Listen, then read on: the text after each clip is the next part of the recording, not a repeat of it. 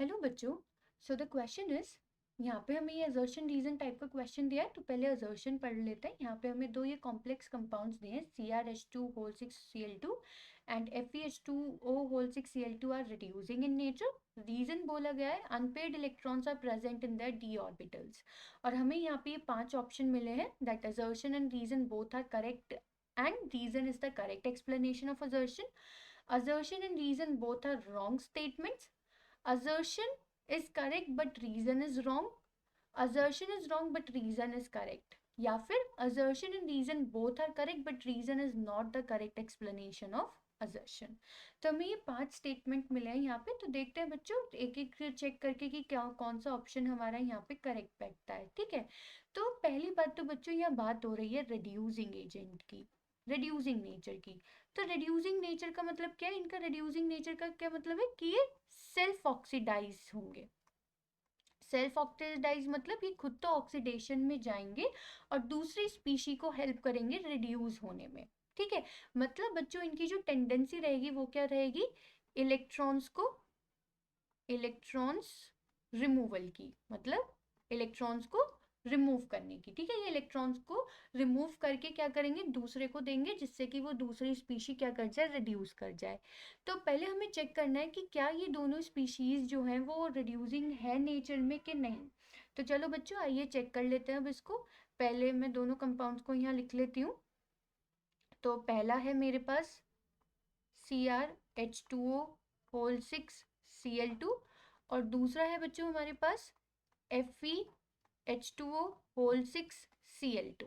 ठीक है, तो अगर बच्चों मैं ये ऑक्सीडेशन स्टेट चेक करूँ अगर इसकी, तो क्रोमियम की रहेगी X+6 0 और मैं इसको यहाँ पे अगर देखूँ तो ये मेरी +2, तो ये इसकी आ जाएगी +2। और मैं अगर Fe की चेक करूँ तो यहाँ पे ये फिर से X+6 0 +2, तो ये भी +2, मतलब दोनों ही यहाँ पे क्रोमियम भी और आयरन भी दोनों ही कौन सी स्टेट में एग्जिस्ट कर रहे हैं, +2 और +2। ठीक है, तो अगर मैं यहाँ पे देखूँ बच्चों तो जो क्रोमियम का मतलब जो क्रोमियम की इलेक्ट्रॉनिक कॉन्फ़िगरेशन रहेगी वो रहेगी 3d4 और आयरन की रहेगी 3d6।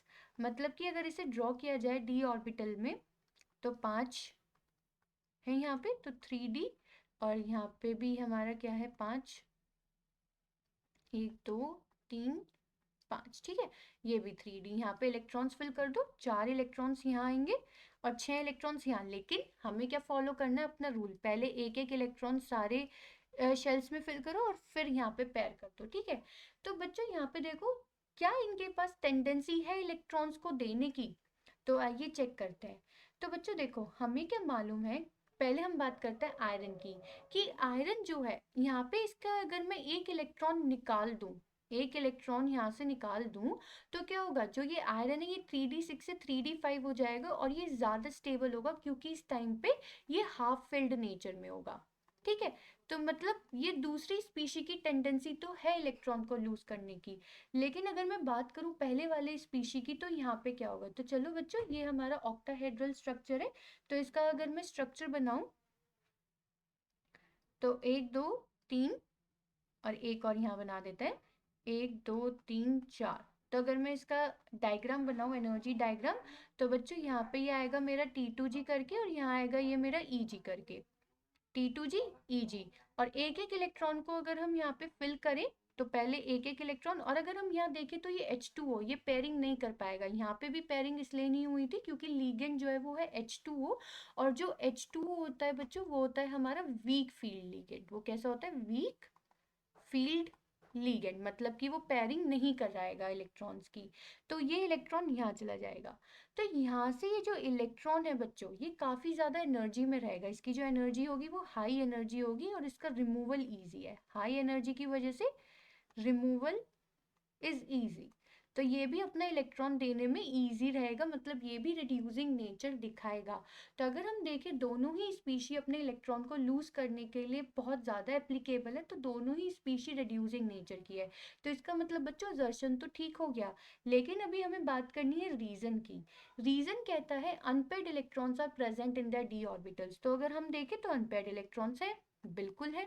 तो मतलब ये स्टेटमेंट ठीक है, लेकिन क्या ये रीजन इज असर्शन का करेक्ट एक्सप्लेनेशन है?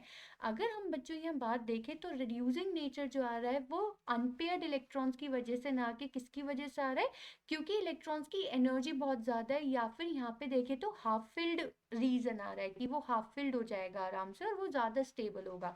तो हम कह सकते हैं कि असर्शन और reason both of them are the correct statement, लेकिन रीजन जो है वो असर्शन का करेक्ट एक्सप्लेनेशन नहीं है। तो उसके अकॉर्डिंग बच्चों हमारा कौन सा ऑप्शन करेक्ट होगा? फिफ्थ वाला। आई होप बच्चों आपको ये क्वेश्चन समझ में आ गया होगा। Thank you.